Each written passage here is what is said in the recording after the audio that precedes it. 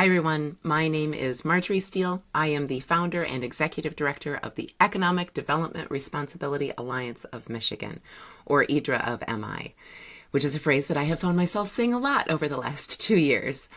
This is our first ever annual stakeholder report. Basically, we're going to be going through what we've done, not everything, because we're going to try to keep this within 30 minutes. So we're going to be going over a summary of what we've done between when we formed in June of 2023 to the end of 2024. Now, why we are releasing this stakeholder summary in July of 2025, we won't talk about. Suffice to say that grassroots work is, it's like putting out fires all of the time. And, we have high priority items and larger picture things like getting our stakeholder report published just don't always tend to take priority. So let's just go ahead and dive right in. We've got a lot to cover here. General overview of what we're going to cover here. We're going to talk about where we started, the work we've done, and about the 18-month time period between June of 2023 when we formed and the end of 24, the impact of our work, a brief overview of a few things that we've done in 2025 so far, and then what we want to do next and what you can do to help. So let's dive right in.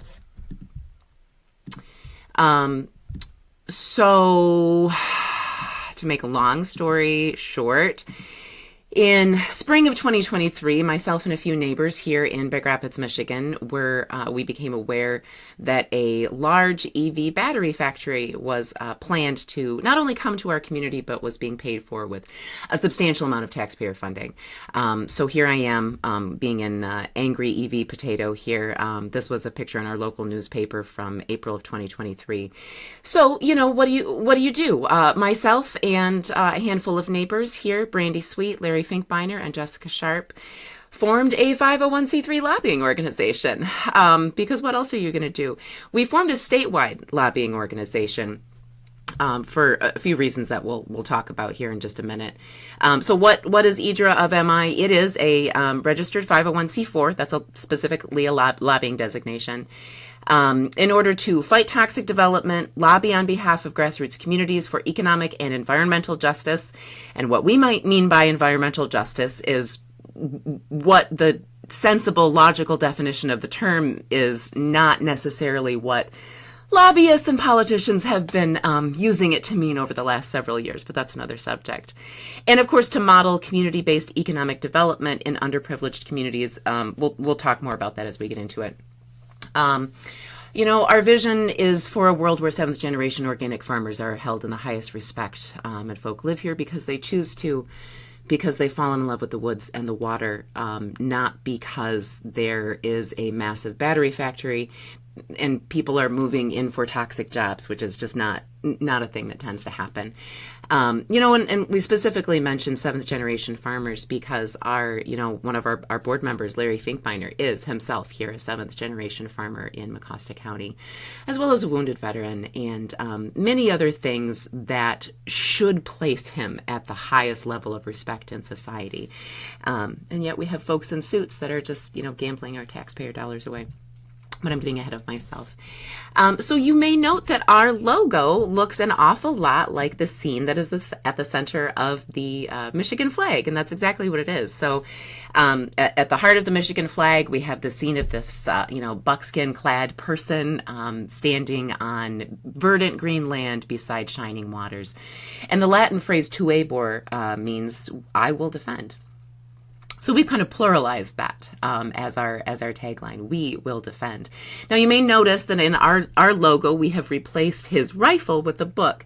That's not only because we are obviously nonviolent as a grassroots organization, but also because we are facing lawfare, and so we are using the law, and we are using our constitutional rights to defend ourselves, as well as copious amounts of scientific and environmental research.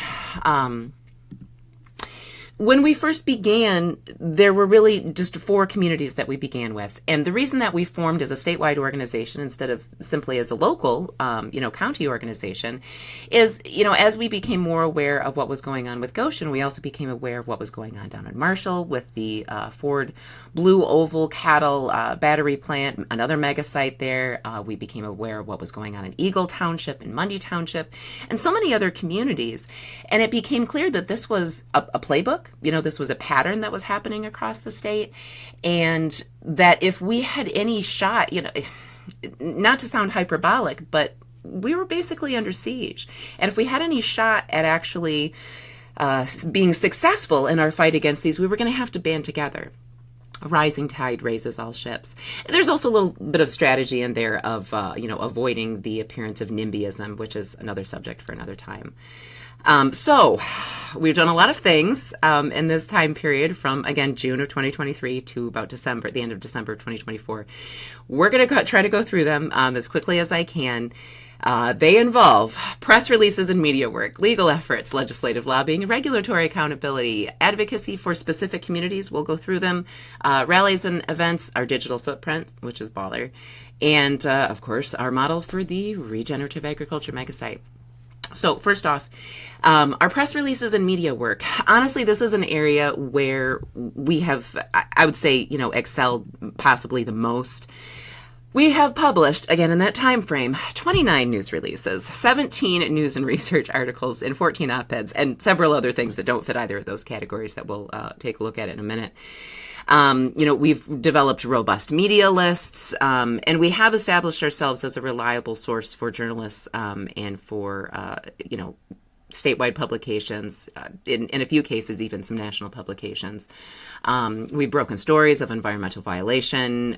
We've even provided a few video interviews. And I've literally lost track of the number of times that we've been quoted in media. You can't. It's been a lot. It's been enough that we haven't been able to keep track of them. So a few highlights to talk about here. We did provide thorough coverage of the Committee for Marshall, Not the Megasites fight against the developer MEDA, which, get ready for all the acronyms, the Marshall Area Economic Development Alliance, which is the local economic development arm for the development down in Marshall. Almost all of these projects have local economic development corporations, which are public and private, by the way, and which are partially funded by our taxpayer dollars. So our neighbors down in Marshall are still in a ongoing court battle, basically over their right to referendum zoning, local zoning. I won't get into the details here because that's way too much. But we have been covering that fairly closely. I need to publish another update on it this week. All of this, by the way, and everything that we're about to talk about here is all in the blog archive on our website at edraofmi.org. So if you're curious about following up on any more of these, just go into the blog archive. They're pretty well organized there. Importantly, we broke news about MEDA's polluting the Kalamazoo River in Marshall last summer of 2024. So you can see from this picture here, this is an aerial photo that was taken by a drone by the Nottawasepi Band of Huron down in Marshall along the Kalamazoo. They're, water stewards for the Kalamazoo River watershed. And you can see on the left-hand side of the river there, it is just completely polluted with sediment. And you can see in the upper left-hand side of the picture here, this is the Marshall megasite. By the way, all of this, what is now bare land, it's easy to see why all of that just washed right down into the river. This is wetlands here, by the way. It crossed over wetlands in order to get that polluted sediment in the river. It's important to understand that this was all prime agricultural land before they dosed it up. It's also important to understand that it can be made into prime farmland again. That soil is not lost, but that's another story for another time. We also did successfully FOIA and publish Gotion's site plan application in spring of 2024 up here in Big Rapids. And that had the effect of, well, it's impossible to say. We'll never exactly know. But let's just say that a month after we published that and our retort to it, and we privately sent some information about floodplain studies that had been done, Gotion rescinded its site plan application from the county. Those are just facts. Oh, my cursor's messed up. Media. We have been quoted by a lot of media, some of them good, some of them bad. I will say that Michigan News Source has been particularly fantastic. God bless JP Isbell over there. She's been doing some really great reporting. Dave Bondi has just been great to work with, and has been doing really important coverage that a lot of the mainstream publications just don't have the courage to cover. He's really stretched thin. He's doing a lot for being a one-man show, and we really appreciate his work. I will also say that what was his name? Jonathan Cohn at Huffington Post early on in spring of 2023 gave us, and by us I mean these issues, some of the most accurate coverage that we've gotten. Media connections, blah blah blah. We have a robust media list that is mostly statewide, but it does include some national and even international publications, which we have been featured in. Journalists reach out to us on average of about 3 to 4 times a month. Less than half of them end up publishing stories, and less than 10% of those end up being any good or accurate or really useful in any way. Yet still, it's important work, right?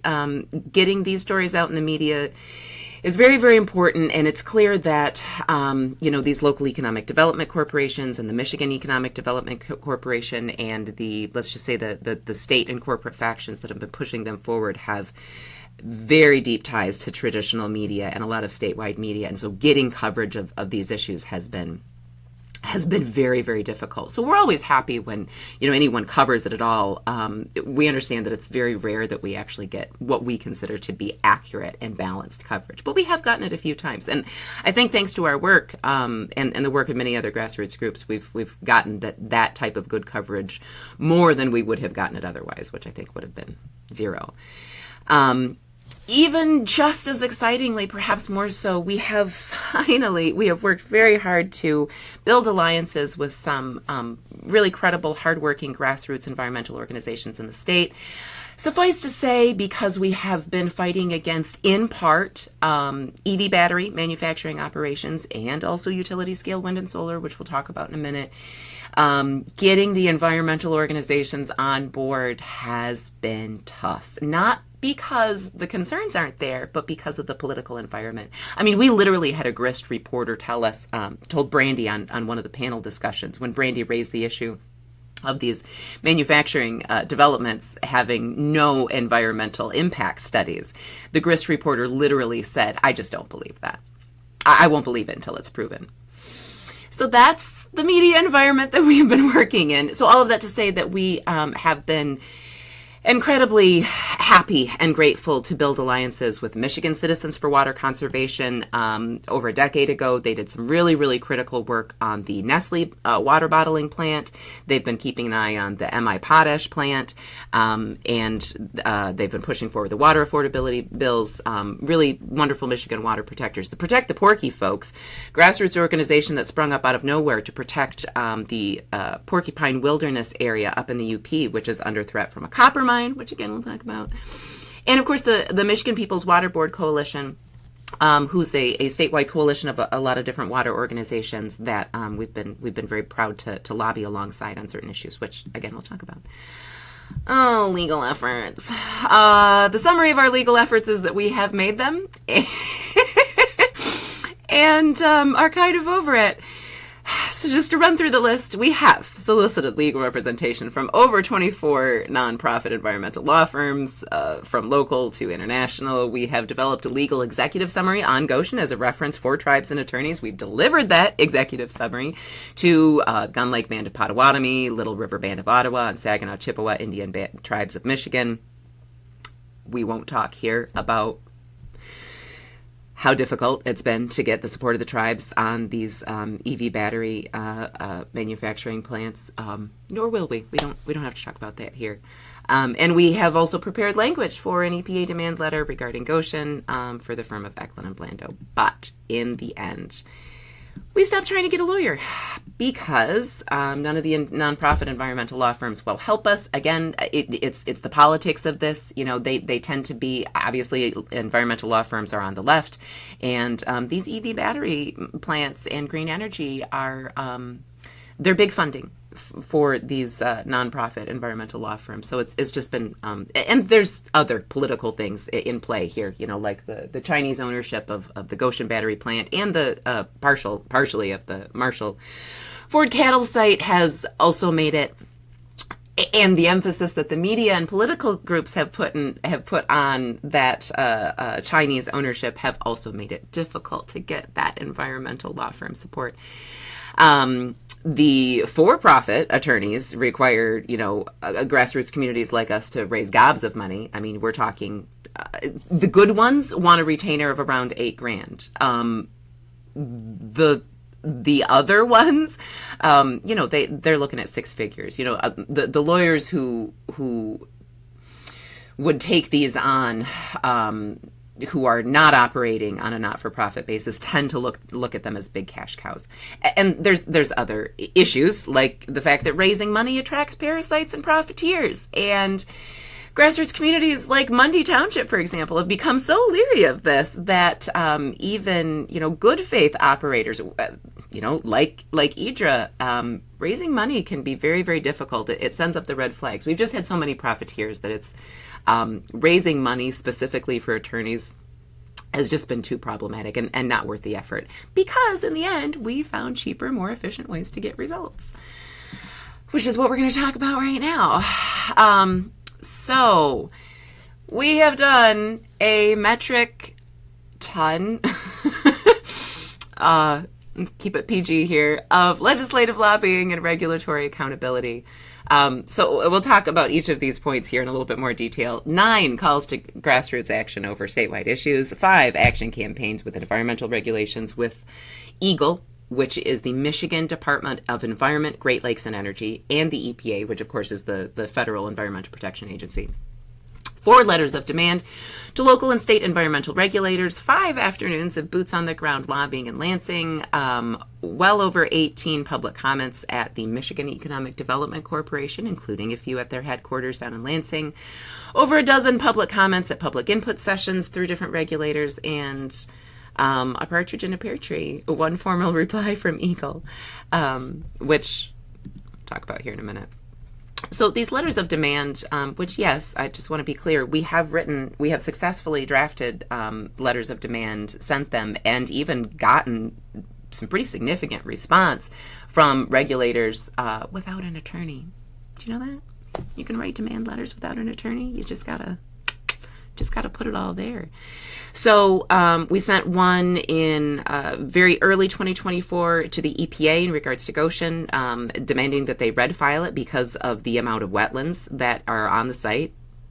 60 acres, over 60 acres of wetlands. For context, the EPA red filed MI Potash for trying to develop less than an acre of wetlands. We did not hear back from the EPA on this, but let's just say the temperature in the room changed when we started talking about the wetlands. Similarly, just a few months later, we sent a demand letter regarding Gotion's flood impact study, or a flood impact study about the site where Gotion is located, showing serious environmental risk there. We also sent a demand letter to local stakeholders all the way up to the top, all the way up to state legislators and the EPA in regarding their site plan application and the many deficiencies that were in there. And last but not least, we sent a demand letter to EGLE regarding the environmental violations that occurred on the Marshall mega site. That we did get some action back on. So just a few of our legislative lobbying campaigns that we engaged in. So early in 2024, we did some boots on the ground lobbying, trying to get legislators to hold off the budget until they put together a bill blocking Gotion. We canvassed for recall signatures here in Green Charter Township. We lobbied for the water affordability bills in spring of and fall of 2024. And this picture is a picture of us lobbying in Lansing with our friends at the People's Water Board Coalition here at ITC. I've got my T-shirt to prove it. I should be wearing a Protect the Porkies T-shirt today, but tragically it's in the laundry. Let's see. We've lobbied boots on the ground in Lansing. By lobbying, I mean like talking to legislators face to face, and sometimes holding signs on the Capitol, like, on the steps of the Capitol, like here. So we were there, boots on the ground, opposing PA 233, which is basically demanding to restore local zoning for utility scale wind and solar and battery energy storage site projects. We have made some significant progress on that. We'll talk about PA 233 and wind and solar a little bit more in just a minute. We were opposing data center tax breaks in a set of bills that were trying to be shoved through in December of 2024. We've lobbied boots on the ground to protect the Porkies, to stop the Copperwood Mine up right next to the Porcupine State Wilderness area. And there were a whole host of other smaller bills that we were lobbying both for and against in December of 2024 during the lame duck session, which was an absolute bloodbath. That was rough. We have also participated in public input sessions for regulators. So specifically EGLE, right, which is our state EPA. But we've also got the MPSC, or the Michigan Public Service Commission, which is basically our state energy and utilities regulator. Now, MSPC is the state regulator that has been pioneering the zoning of utility scale wind and solar, more specifically taking that power and authority away from local communities, away from local elected officials, so that they can basically rubber stamp and green light all of these toxic and massive wind and solar projects.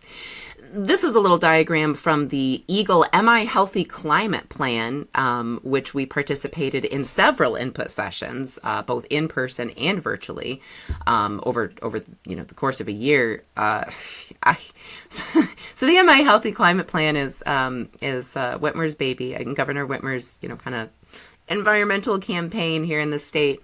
It's really some master level greenwashing. I will say there are a few things in here that are very good that we have lobbied for, such as subsidies and tax abatements for repairing your homes, for replacing insulation and windows, and just improving efficiency and things like this. But largely, the MI Healthy Climate Plan is just a push towards electrification, which is ubiquitous EV usage and a switch to wind and solar utilities. That's make Michigan energy independent. That's what that's about. Address environmental injustices. The MI Healthy Climate Plan does not do that. So we spoke at, like I said, several input sessions on this. Got a little bit testy towards the very end. Well, we'll talk about that. We did start getting some direct pushback during some of those input sessions from other funded lobbying organizations. I can't say better, more well-funded, because we're not really funded at all. So towards, well-funded lobbying organizations were directly attacking our talking points, and were basically directly attacking us, which, tells you that you're hitting the sweet spot. So this is the response letter that we got from EGLE in response to our demand letter that we sent about their environmental environmental violations that took place at the Marshall mega site at last summer of 2024. Remember that picture that I showed you of the Kalamazoo River? So that demand letter that we sent to them in regards to that, basically demanding that they actually do something about all these violations. This was the response letter that we got. It was 3 pages. It was fairly substantial. Here's the date. You can read our response to it on the blog if you want. But suffice to say that I printed this out and I took it down to our local Paris taxidermy and mounted it on my wall, because this is about as close as we grassroots lobbyists get to a trophy. So we have provided advocacy for specific communities. Remember, I mentioned that we started with 4: Big Rapids, Marshall, Mundy, and Eagle Township. Well, by the end of December 2024, that list was a lot longer, so I'll rattle them off to you here. Obviously, Big Rapids, we talked about Big Rapids, Marshall, Mundy, and Eagle Township. But we had added Vernon Township in Shiawassee County, which was being targeted for a large EV semiconductor. That one, the local community did a good job of brushing that one off the plate. Although Shiawassee County is absolutely besieged by utility-scale solar right now. Plymouth Township. This one is a dark horse. They reached out to us for help battling, not in heavy industrial megasite, but the Northville Downs, a harness gambling racetrack, which they successfully did. That's a whole fascinating saga. Both Groveland Township and Columbia Township are facing developments of battery energy storage sites by Vesper Energy, which has a horrific track record, both in terms of defrauding communities and in terms of destroying the environment. They destroyed massive koala habitats in Australia. So those townships have been, battling those. We've been helping them to the best of our ability. Detroiters for Tax Justice, we've built a alliance there and have been doing our best to stay abreast of specific issues, which we could spend an hour talking about here at least. Suffice to say that our neighbors in Detroit are dealing with a lot of the same problems that we are in rural communities.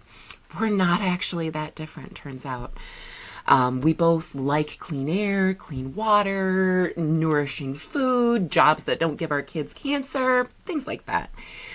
Gogebic County in the UP, that is where they are battling the Copperwood Mine next to the Porcupine Wilderness area in Wakefield Township, I believe it is.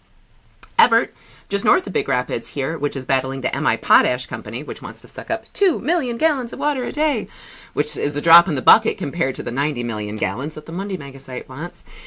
And last but not least, we have been doing our best to lobby for protecting communities across the state that are being besieged by utility-scale wind and solar developments. We don't have time here in this presentation to go through why we have kind of taken up arms against utility scale wind and solar. It's very important that we understand that utility scale are the large fields that are piping in energy, from a rural community into it through the grid into the city center. This is not talking about solar panels on your rooftops, solar panels on your camping van or on your greenhouse. That is not what we mean by utility scale solar. These utility wind and solar projects are destroying agricultural land. They're destroying topsoil. They're polluting watersheds, and they are destroying agricultural land and wild habitat at a really alarming rate. The DNR is aggressively trying to sell off state forests to turn into energy fields. Like I said, that's a whole separate issue, why we've taken up arms against that. Spoiler alert, I'll give it to you here, just in case you happen to be of the more, left-leaning or progressive political variety. Let me put it this way. The carbon footprint of the supply chain of wind and solar, of so-called renewable energies, is not being calculated into net zero. It's not.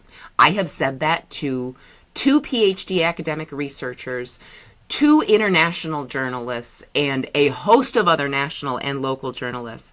None of them have argued with me on that point. They all know that it's accurate. So that's enough there. Our formula for working with individual communities, generally speaking, these communities reach out to us for help, right? If a community reaches out to help and it's a fit for our communities, we're going to do what we can to elevate their story in the media, to get their plight in front of legislators, to build awareness across the state. A large part of what we do is just helping these communities that are besieged by these projects know that other communities are going through a very similar battle, so that they don't feel alone, and so that they can support one another, so that when they go to talk to their legislators, or when they share it on social media, or when they talk to their friends and neighbors, they can say, yeah, this is a problem for our community, but it's also a problem across the state, right? Like, this shouldn't be happening anywhere to my neighbors. So oftentimes communities will reach out to us for help. Most of the time, we perform discovery with the local grassroots. We get connected with as many folks as we can. We learn as much as we can. Then we do the primary research, right? Like we do the scientific research. We, check the permits. We see what's been going on, basically everything behind the scenes, all the original documentation to get those receipts that we can. Because our legislators and state regulators hold us, grassroots residents and lobbyists, to a infinitely higher standard of proof than they hold themselves to. And then we publish those resources on our website, in our newsletters, on social media. And it often involves sending out press releases, dedicated press releases for these communities. And then we continue to provide media coverage as we can, as issues arise in the community. This includes local and state media interviews, which we've kind of already talked about, and rinse repeat. So yeah, this is an example of a press release that we wrote about for the Northfield Downs. And here's just some fun pictures. This is a rally, statewide rally that we had in Lansing. These folks here in the upper left are from all over the state, east side, west side. Here, this was taken in Shiawassee County. There's Shelley Achagnaki, incredible grassroots activists and just a real titan out there. And this young man, I cannot remember his name, but he is very passionate about farming and agriculture. And we're finding this with the younger generation across the state, as they're so passionate about agriculture. Meanwhile, the MEDC and the governor want to bring us industrial factory jobs. This is here in Marshall. These are our Marshall heroes. I just want to be clear that we're not taking credit for this kind of organizing that you see here. Marshall residents have been protesting twice a week for the last over 2 years. That's just them. That's because they're passionate and because they don't want the other members of their community to think that they're abandoned. It's really beautiful. Speaking of which, we have had a few of our own rallies and events, not nearly as many as we like, but we have gotten some successful ones under our belt. Like I mentioned, we had a statewide protest at the Capitol building in June of 23. We had a mile-long tractor convoy here in Big Rapids in May of 2023. We also had a statewide grassroots meeting in Marshall in August of 23 that was a stakeholders discovery, getting some feedback on new alternative models for economic development, which we'll talk about in a minute. And we have gotten now 2 annual years here in Paris, which is in Green Charter Township, where Gotion is located, of a Halloween trunk or treat and a Paris Easter party that were free to the communities. Incredibly well attended, supported by local businesses, and that's all thanks to our community advocate, Brandy Sweet. She's done a really amazing job. And she's been developing these models for these types of events that can be run in other communities as well. We'll talk about why they're important in just a minute. So yeah, here's a few pictures. Easter party in Paris. See, there's the Eiffel Tower. It's a kid finding the golden egg. And here we are at the Capitol all together. I highly, this is an article that's on our blog. I highly recommend taking a look at it. We don't really have the time in this report now to go through why these types of local community events constitute as grassroots economic development and why they're so important. But they do, and they are. And this is on our blog if you want to read more. I encourage you to do so. Now we get into some of the fun stuff. Our digital footprint, which is to say the impact that we're making online, right? Like how visible we are in the conversation online. We've made a lot of progress just in the first 18 months. It helps that, I have a bit of a background in SEO. So EDRA of MI.org was viewed by over 40,000 visitors between June of 23 and December of 24. We average around about 7,500 views a month, give or take. And we are organically ranking in spots 1 to 4 in Google for most of our keywords, which is awesome. This is kind of nerdy stuff, so I won't bore you with it. This is a little bit more impressive. So again, in that time frame, this is how many posts we published on our blog: 86 blog posts within an 18-month period. The majority of which were press releases, but we had op-eds, we had some, lobbying action campaigns, a few event announcements, regulatory action announcements, and other, news and research articles in there. So again, this is a little bit nerdy. If you're an SEO, this will mean a lot to you. This is a lot of linking root domains. This is a good amount of ranking keywords, and 14 domain authority is not bad for a website that just launched 18 months ago. But what does make sense, if you see these screenshots down here, we are ranking number 2 for Marshall Megasite, number 1 for Big Rapids Gotion Megasite, number 1 for Mundy Megasite, and the list goes on and on. This means that when people are curious about these topics, instead of finding the MEDC's information or Cranes Detroit's propaganda, pardon me, all due respect, Cranes, they find our information. And I think it's been helping. Social media, we are active, most active on Facebook. We do have LinkedIn and Instagram, as well as TikTok. Most of our work is done from the Save Michigan from Toxic EV, Wind, and Solar group on Facebook. We are looking to expand and become more active in Instagram and TikTok and LinkedIn as well. You know, you can only do so much. All right, let's talk about the regenerative agriculture megasite model very briefly. So basically, the idea of this, we got about close to about a year into our work, and we realized that in order to have any real shot at long-term successfully preventing these development campaigns, we're going to need to propose an alternative, right?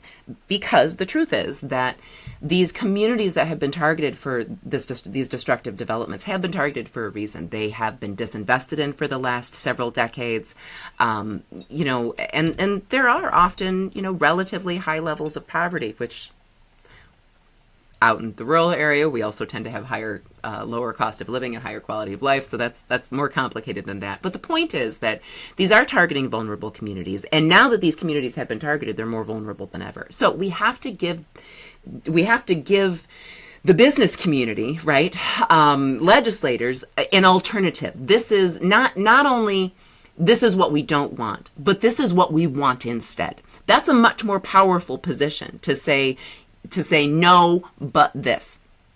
So our solution to that, after a good deal of stakeholder research, primary research, what we've come up with is the regenerative agriculture megasite model. I want to emphasize that this was really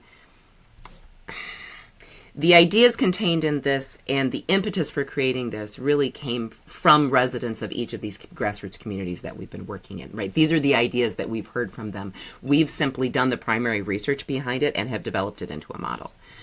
So let's just take a look. What is a regenerative agriculture megasite? Well, it has 4 components. This is the model, right? So it has 4 components. 1, a food and fiber hub, which bridges the gap between local growers and local consumers by providing agricultural processing, packaging, and distribution. Consumers pay less and farmers get paid more. Just for context, when food is grown in Michigan, on average, it is sold 7 times to 7 different middlemen before it even leaves the state, let alone before it gets purchased by a consumer. The idea of a food hub is to cut out all of those middlemen and to provide those things that small farmers simply don't have the infrastructure to do, like packaging, different types of processing and distribution.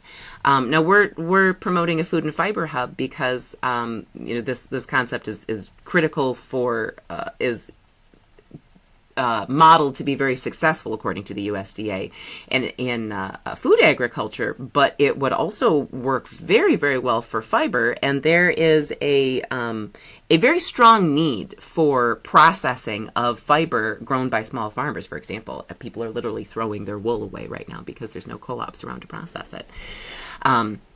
This has to do with food security. A lot of politicians have been talking about making Michigan energy independent.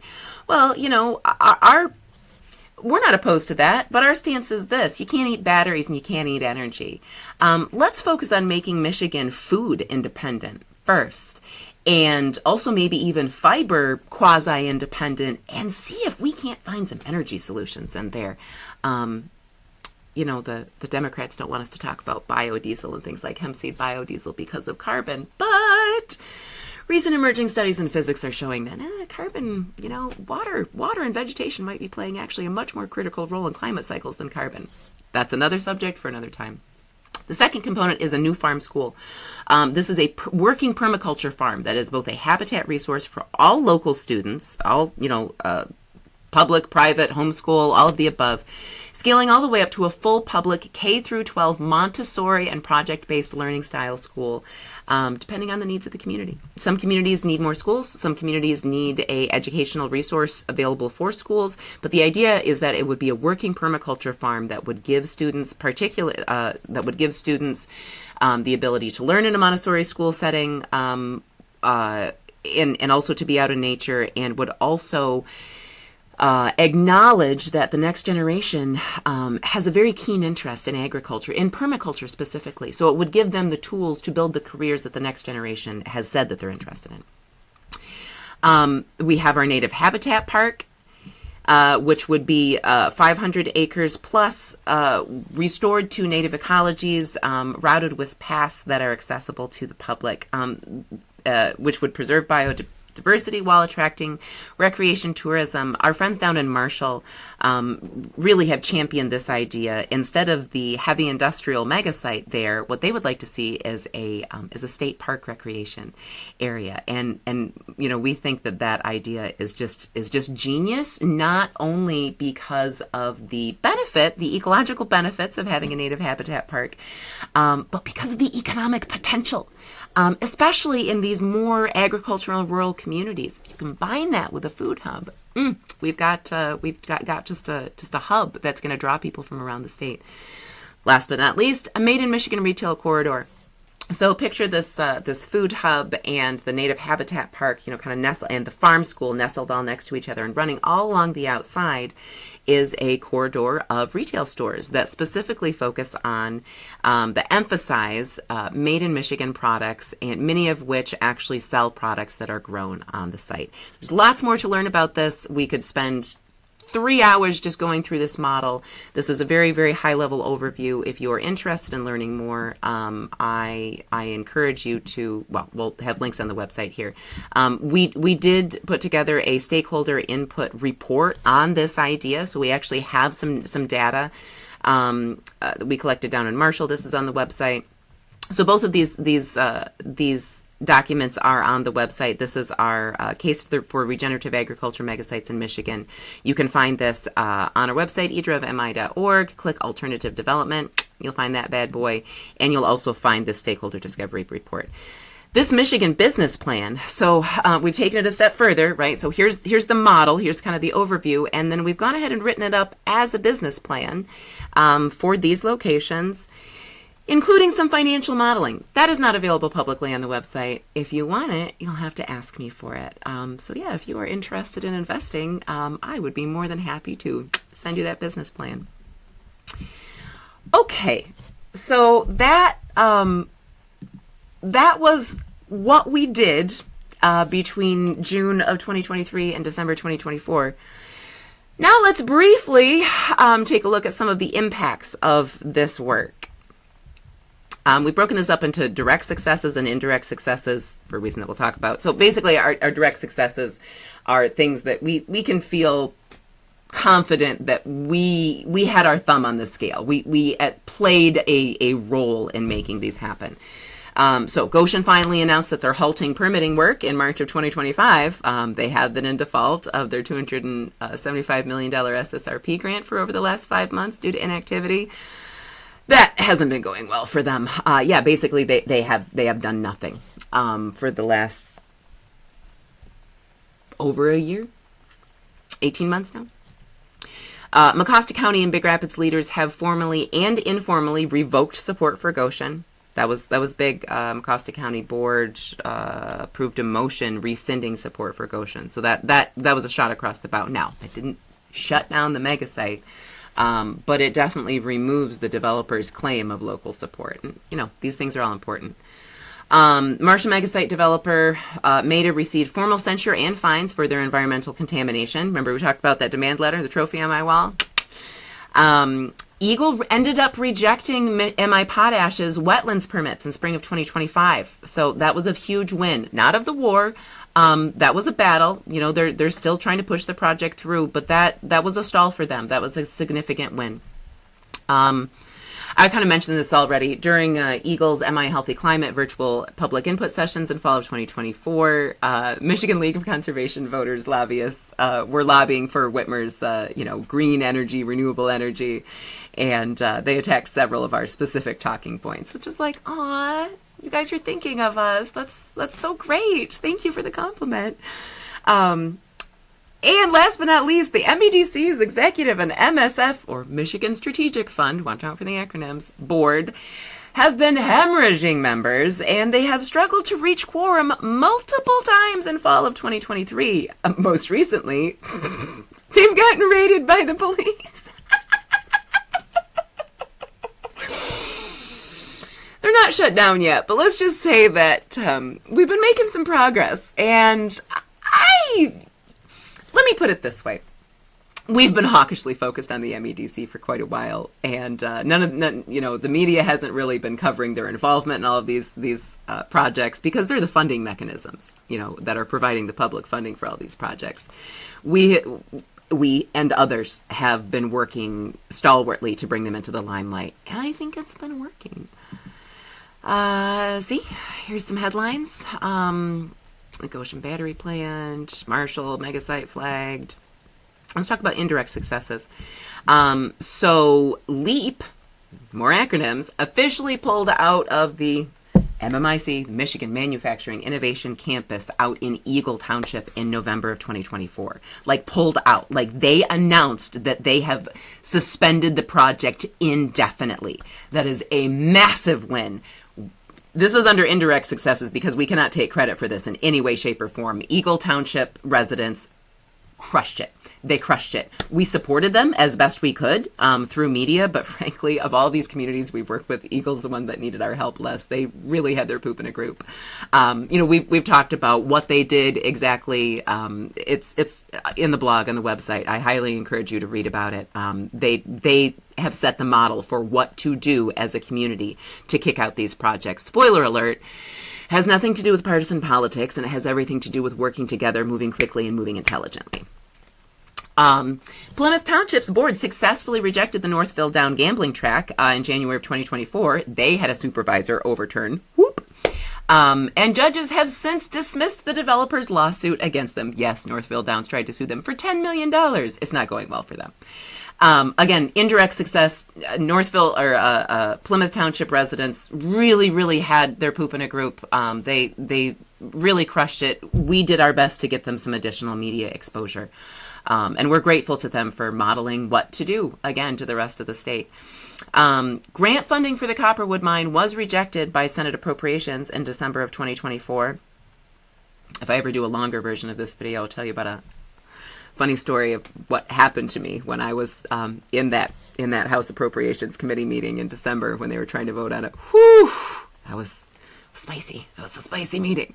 I got kicked out for nothing. But then they let me back in because they had no reason to kick me out. It was wild. Also, the Michigan House of Representatives voted to undo PA 233 and restore local zoning for utility-scale wind, solar, and BESS in just this last spring. Again, another huge win. That remains ongoing, but Michigan Public Service Commission is finding it much more difficult than they expected to just greenlight these wind and solar fields and the BESS sites. Here's a few examples here. About the Copperwood Mine, public pressure. Copperwood Mine, again, indirect success because protect the Porkies. Tom Grotewohl, the tribes up there, that local community, and residents from across the state really banded together to protect the Porcupine Mountains, and that was just an incredible effort. Changes in the larger conversation. We kind of talked about a few of these already. Environmental concerns about these projects are finally being acknowledged in political, like politicians are talking about them, mainstream outlets are talking about them, and they were not before. Not at all. So that's a huge shift.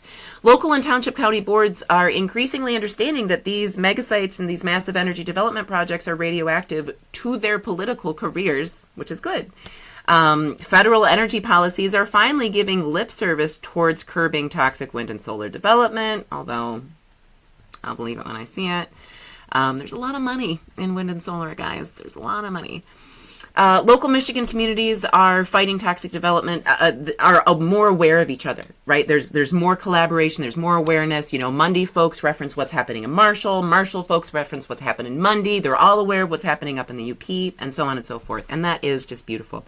And of course, the MEDC is facing greater scrutiny from lawmakers, the public, and private partners. And that's beautiful.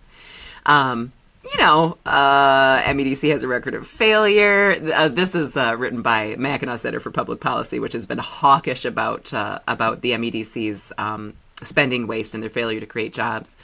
Controversy. Bridge, Michigan has been covering the MEDC's failure to create jobs with these subsidies. So that's all been great.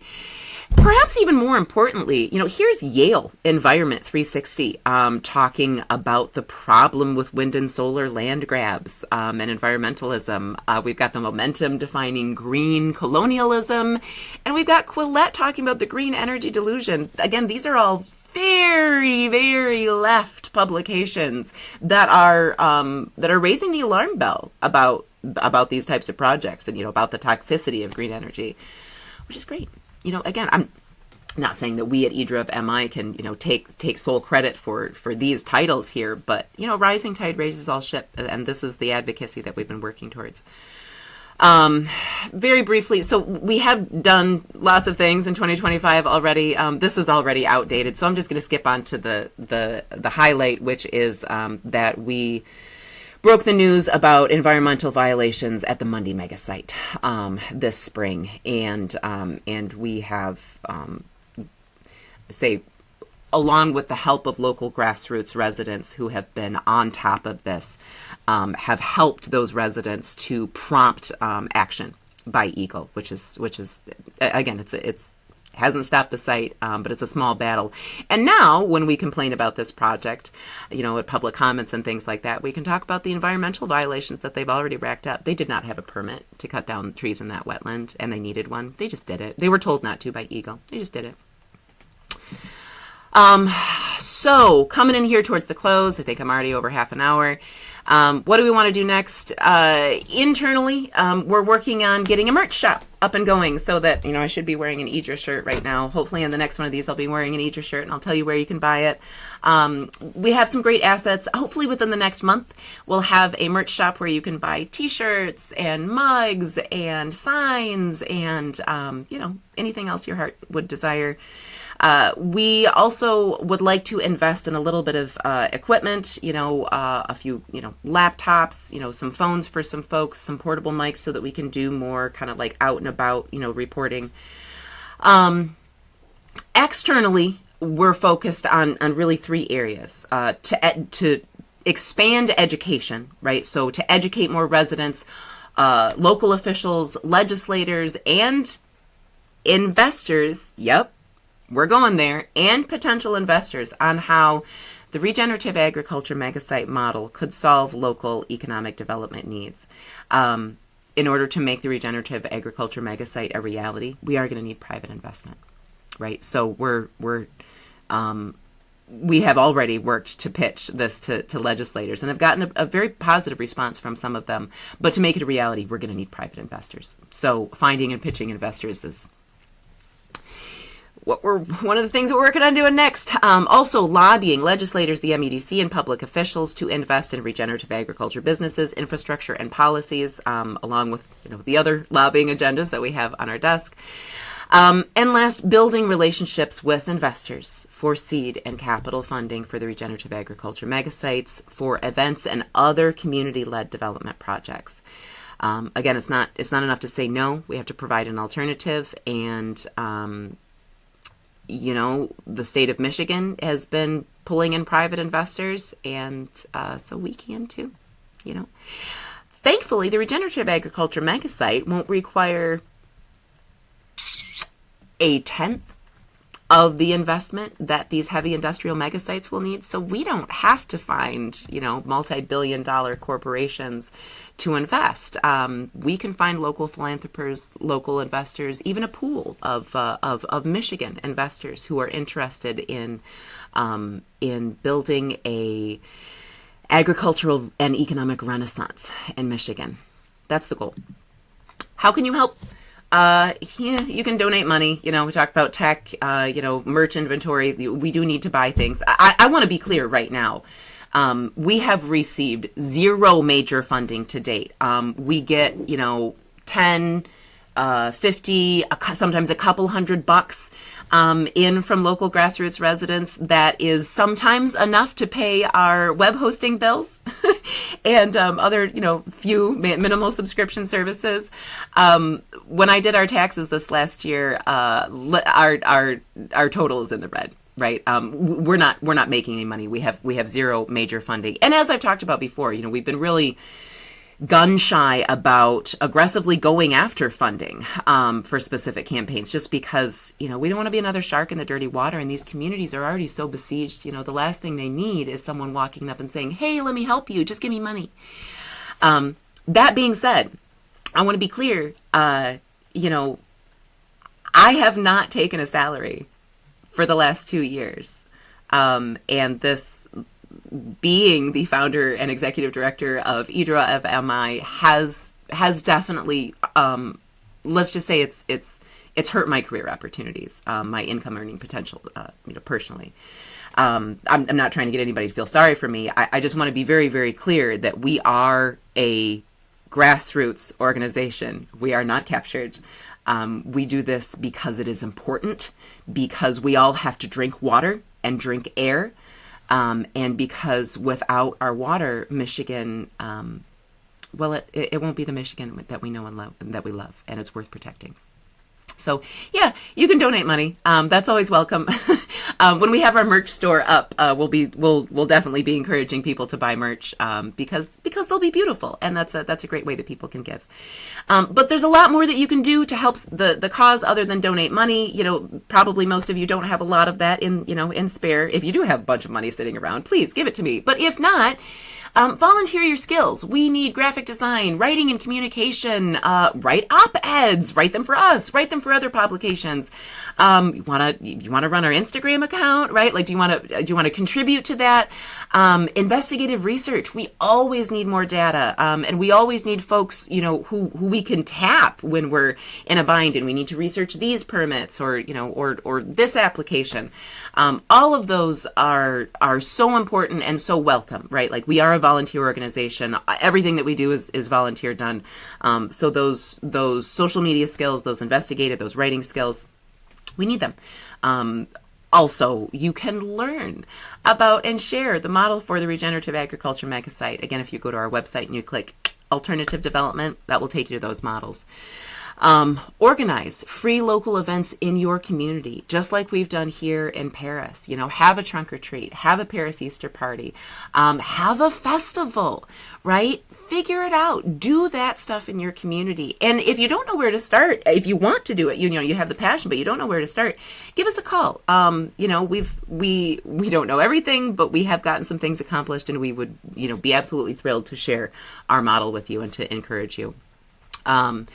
Connect with investors, fund managers, philanthropists, corporate funders. Most of you are like, I don't know any investors. That's cool. But maybe you do, though. Maybe you do. Maybe you do know some folks with small portfolios or medium-sized portfolios who do a lot of real estate investment. Send them our way. We have a business plan that we'd love to show them. Last but not least, tell your legislators about us. Tell them about EDRA and the lobbying work that we've been doing. The work that we've been focused on. Tell your legislators about these important, lobbying projects against these megasites, against wind and solar, for water protection. But also, tell them about your support for bringing the regenerative agriculture megasite to your community, and your support for investing in regenerative agriculture and public spaces as a alternative, as an economic development alternative to investing in heavy industrial. that's it. That was way longer than I meant for it to be. If you are still with us, I want to thank you so much for sticking through it. Your support from all of the different communities means so much to us here at EDRA. We would not still be doing this work. I would not still be doing this work if we didn't have such incredible partners in Marshall, in Mundy, in Eagle, in the UP. There are just so many amazing organizations and amazing local residents that have made this work a pleasure and really an honor and a privilege to do. So I as a last kind of closing personal note, I just want to say that, it's the last 2 years have been hell. And not very well paid, as I've mentioned. But I have met so many incredible people. I have developed friendships that I never otherwise would have had. I just, honestly, I can't imagine my life today without the privilege of being able to do the work that we've done over the last 2 years. There's just so many incredible connections that we've built. Y'all are an incredible community. Michigan is a strong community. It's just such an honor to be a Michigander and to be a leader of a grassroots organization that represents so many incredible communities that are doing so much impactful work. So like I said, thanks so much again for joining us all the way through.